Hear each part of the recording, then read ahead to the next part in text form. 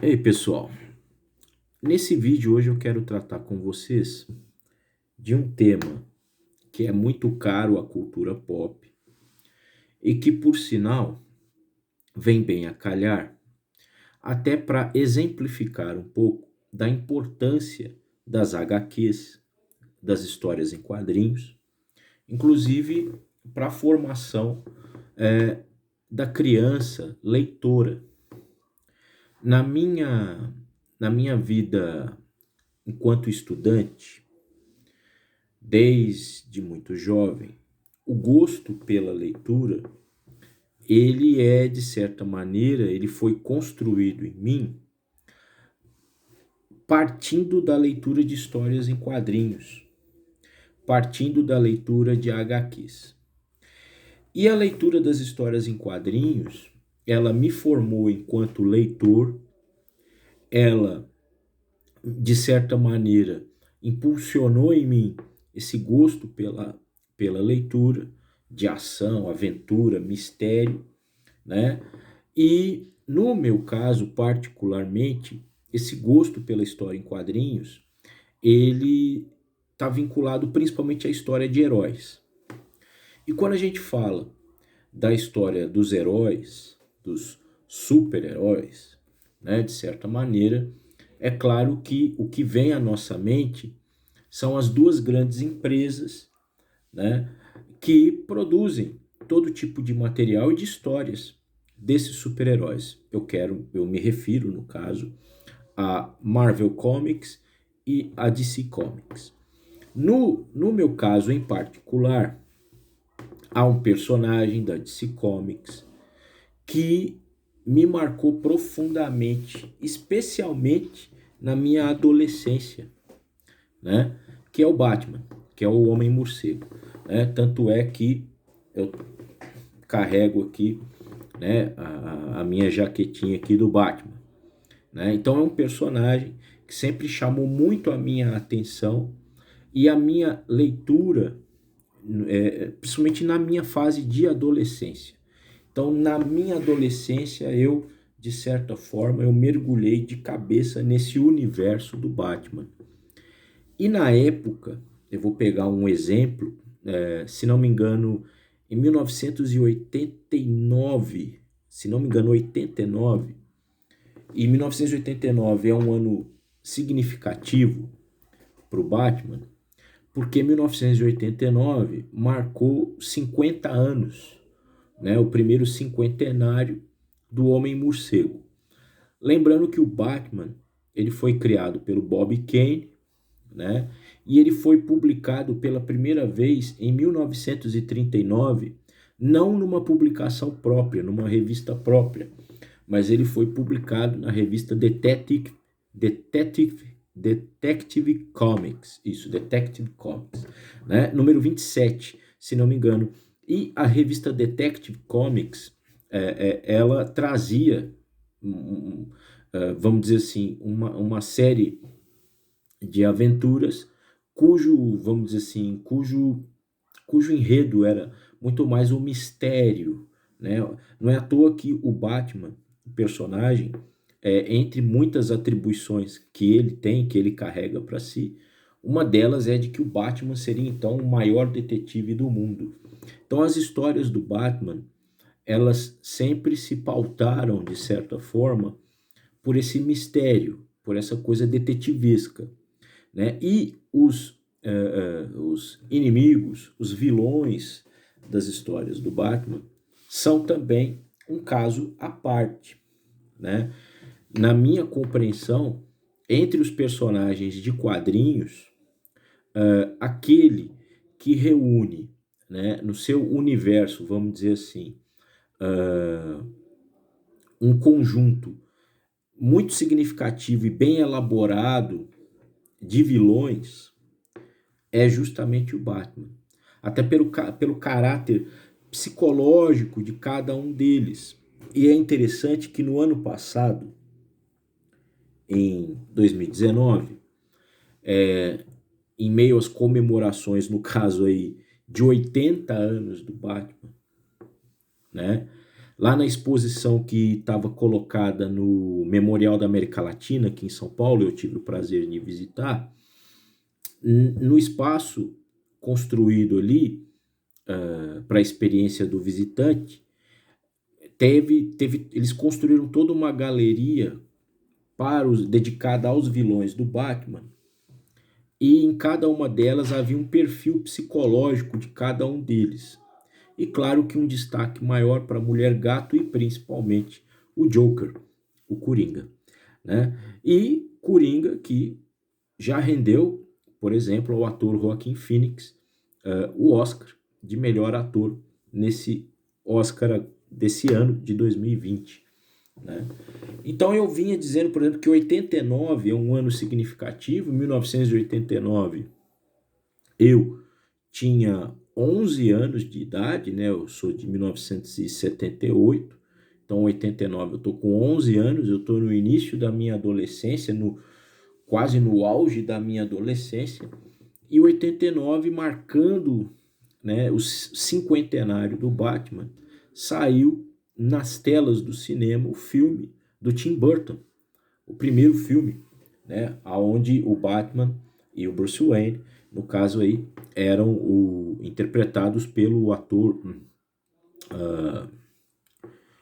Michael Keaton, né, e o Joker, o Coringa, interpretado aí pelo Jack Nicholson. Foi uma interpretação que por muito tempo teria sido considerada uma interpretação definitiva, né, do Coringa, do Joker, até ser então suplantada já no presente século XXI pelo Heath Ledger, que recebeu inclusive uma estatueta póstuma, né, pelo trabalho que ele fez ao interpretar o Coringa no segundo filme da trilogia do Christopher Nolan, né, diretor aí de 3 filmes do Batman, depois, se não me engano, de 4 filmes, não do Tim Burton, os 2 primeiros do Tim Burton, final dos anos 80, década de 90, né, e depois acho que 2 filmes do Joel Schumacher, que foram fracassos, né?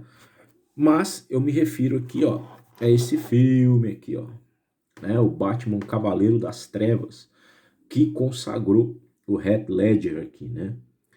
E então é um personagem, né, de um universo extremamente rico. É importante, eu já em vídeos anteriores, quando eu falo aqui, né, de dicas para estudar, para aprender, né, essa formação do aluno leitor, do jovem leitor, é crucial, né? Eu não vou botar, vamos pensar aqui, quadrinhos não é mais pura e simplesmente uma produção infantil, muito pelo contrário. Aliás, como eu disse, o gosto pelo Batman, pelas histórias do Batman, me marcou profundamente a adolescência, justamente porque as histórias do Batman, elas fogem um pouco dessa coisa do superpoder, dessa coisa fantástica demais. Então existe um elemento ali detetivesco, misterioso e muito humano nas histórias do Batman, né? Porque, de certa maneira, o Batman é um homem comum, o Bruce Wayne é um homem comum, claro, um multibilionário, né? Mas é um homem comum, muito bem treinado, muito bem equipado e determinado, no caso aí, a combater o crime em Gotham City, que seria uma cidade aí. Eu vou pegar aí, é claro que o Batman ele aparece em 1939, né? Mas essa Gotham como uma cidade praticamente vivendo uma anomia social, né? No termo durkheimiano, sociológico, né?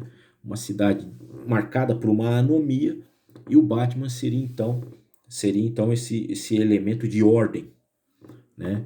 Que se estabelece aí como um mantenedor da ordem, e no caso aí marcou profundamente a minha adolescência. E como eu digo, é importante as histórias em quadrinhos na formação do estudante, do jovem leitor. Você não vai botar um texto duro, né, como por exemplo um texto machadiano da nossa literatura nacional na mão de um jovem de 11 anos, né? A leitura vai ser algo desestimulante. Então, num primeiro momento, as histórias em quadrinhos, elas têm uma função pedagógica, inclusive, e cultural, nem se fala. Até basta a gente observar hoje, né, os milhões e milhões de dólares que são o resultado dessas superproduções cinematográficas, ou mesmo de todo um merchandising que existe em torno dos personagens, de venda de bonecos, de venda de camisetas, canecas, né? Porque não só o jovem, mas os adultos também. Como eu disse, as histórias em quadrinhos, elas não são algo direcionado integralmente, né, direcionado integralmente para as crianças. Muito pelo contrário. Hoje, os quadrinhos é uma indústria, né, uma indústria cultural, como o cinema, como a televisão, como o teatro, como a música, o que for, e procura, de certa forma, atingir as mais várias idades e os mais variados nichos, certo? De certa maneira, com esse vídeo eu queria justamente compartilhar essa experiência, a importância da leitura das histórias em quadrinhos, no sentido da formação do jovem leitor, de formar leitores, e o Brasil precisa formar novos leitores, né, uma juventude que tome gosto pela leitura, e por que não a gente partir das HQs. O meu caso pessoal ilustra um pouco isso, né? Parte das HQs, e claro, e aí ao longo da minha formação, né, quando eu vou me tornando professor, e aí o meu universo se abre, e aí, claro, a gente pode se aventurar a leituras mais adultas, mais reflexivas, mais analíticas, que as ciências humanas exigem.